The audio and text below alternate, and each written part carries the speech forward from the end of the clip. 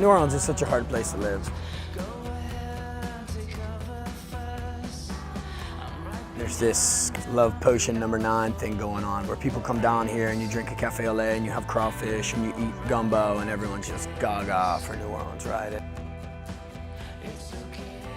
You move down to the Bywater and you just think it's great, and that's real, yeah.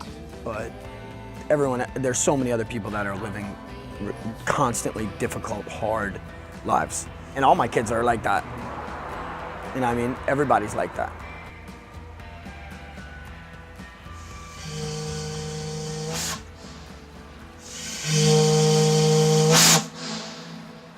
Well, the Ninth Ward of New Orleans was totally devastated over 8 years ago. After the passage of Hurricane Katrina, the levees gave way inside the Industrial Canal. Most of the homes on our left had anywhere from 10 to 12 feet of water inside them.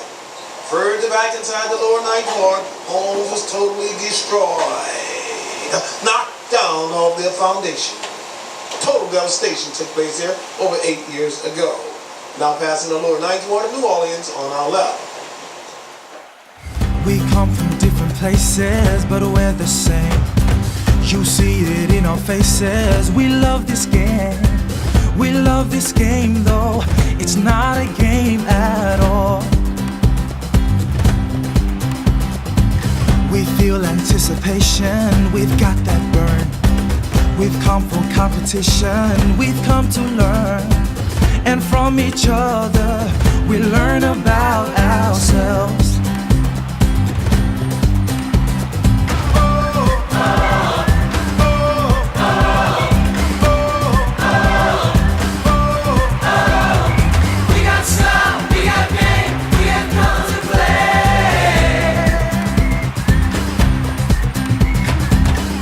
Everybody's ready, we take the field. Our hearts are strong and steady, it's all so real. And this field of playing now becomes a field of dreams.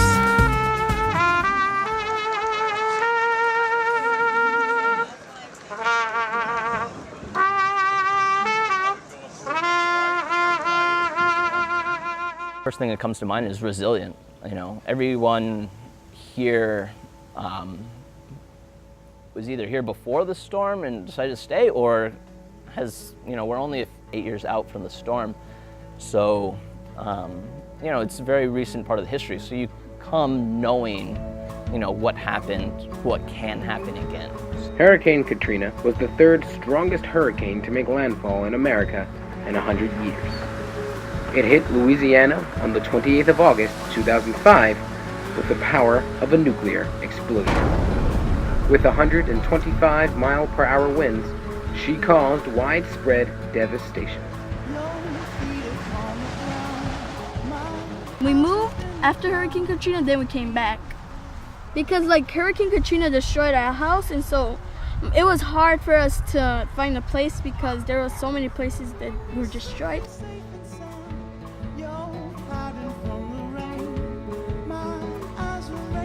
Hurricane Katrina was a disaster, and it was tough, very tough. We don't talk about that a lot. They don't like to talk about what happened.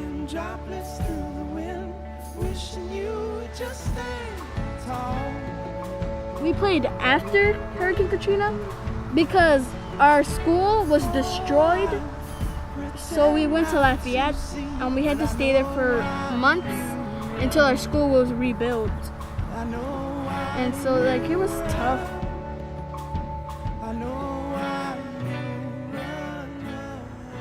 You just see kids come to school with their hair a mess, hungry, just everything that you hear about, unfortunately, on the news does affect these kids. Violence, kids coming into school and saying in an offhand manner, oh yeah, my brother got stabbed yesterday, so I wasn't at soccer practice because I was at the hospital with my mom all day. And that's something that happens, Violence in this city is unbelievable in the way that it's targeted at very, very specific people.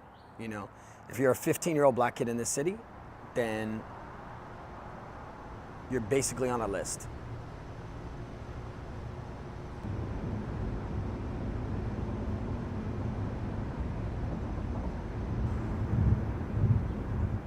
We had a very recent terrible story at the job where I work now, where a kid who's been really battling to get his stuff together, he was kind of picked up off the street by our founder of our organization, and he's working on doing all these things that are trying to improve his life, and in the meantime he's hustling and trying to get his other stuff together. And a couple weeks ago he was shot dead 2 blocks from my house, you know, and just a 19-year-old kid that was on his way to work.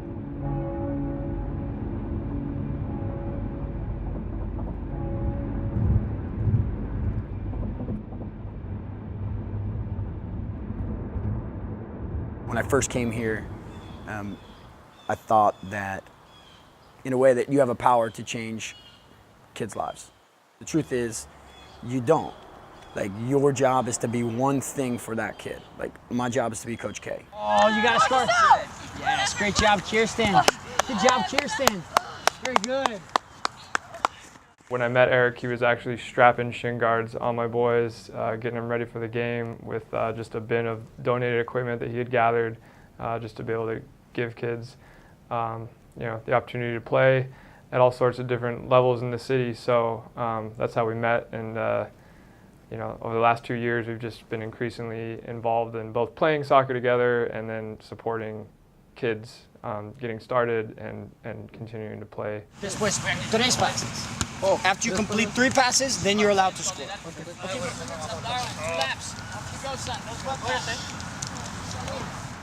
When Eric came to our organization, he was trying to find some outlet for himself to bring soccer to kids. His passion was contagious, and really, when Eric came to us, we said, we have to make this a reality. So we worked with Eric to develop YLC Kicks so that his dream could kind of come to fruition. My story with soccer is kind of interesting because I wasn't allowed to play it as a kid, and I never played up until I was about 13 years old. Throughout my 20s, as I traveled, it was always the same way. You can always make friends if you have a soccer ball or if you want to play soccer. You know, no matter what the language, it's just the easiest way to quickly make those community connections abroad, you know. And so when I came back to the States, I found that that culture was lacking, where you just go to the local church at 5 o'clock and somebody's playing regardless, you know, in the town square or wherever.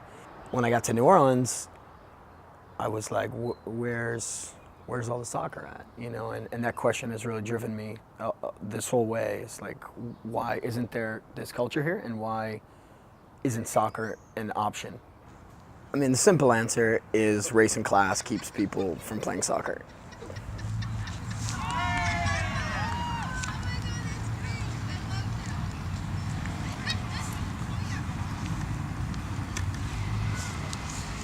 I think I was born to play soccer because I really love it, and that's the only sport I'm mainly in love with for the fact, and so it's like the best sport I've ever played, ever.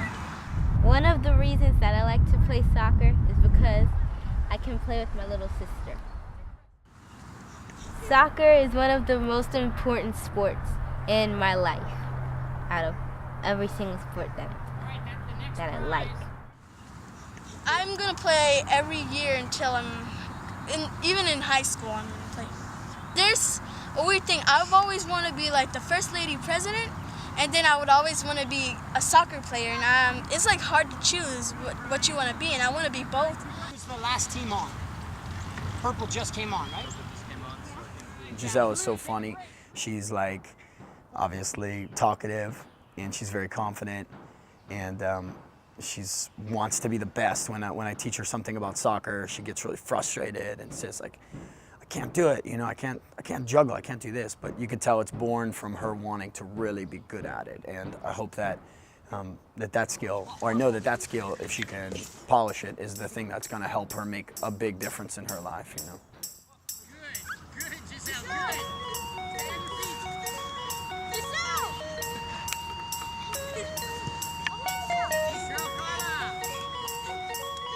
You know, I think what's incredible about not only soccer, but really recreation in general, is it's an incredible outlet for kids.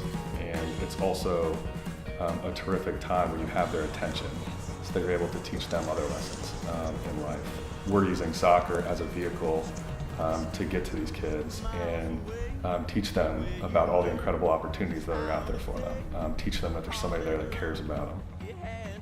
Help us as a team, right? Eduardo? Confidence, here we go. Ready, play.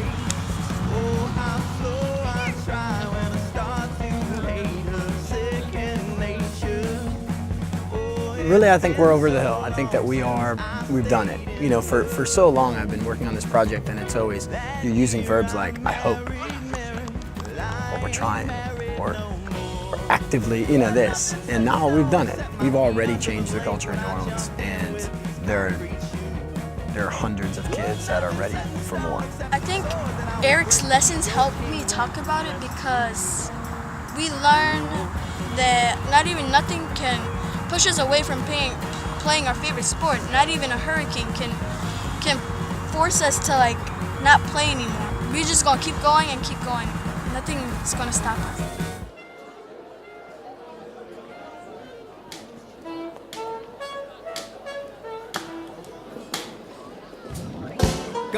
We're a big sports town for sure, and we're a soccer town in some ways, but there's still so much room to grow. The future for soccer is very bright here in New Orleans. I think that with projects like ULC Kicks, I think it proves that soccer doesn't have to be this multi-$1,000 thing for a family. It can be done in a way that's accessible to people. You don't have to have large goals, large fields, large support staff. You could do it in a way that's cheap and, most importantly, fun.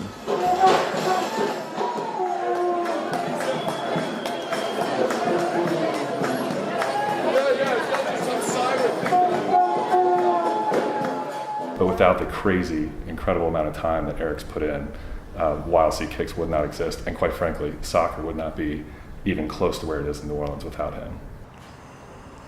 I mean, every day when I put this shirt on, I know that it's my opportunity to tell a kid about soccer. So, we say we maybe served 500 kids last year, but I showed 2,000 kids a soccer ball and told them that it's called the beautiful game, and maybe juggle the ball, and then told them keep an eye out for our soccer program. So I think that talking to kids in that way and trying to allow kids to make that choice and say, I think I could be a soccer player, is really important. Just the broad net, just trying to get anyone to feel like this is something that they might enjoy or that they might be good at.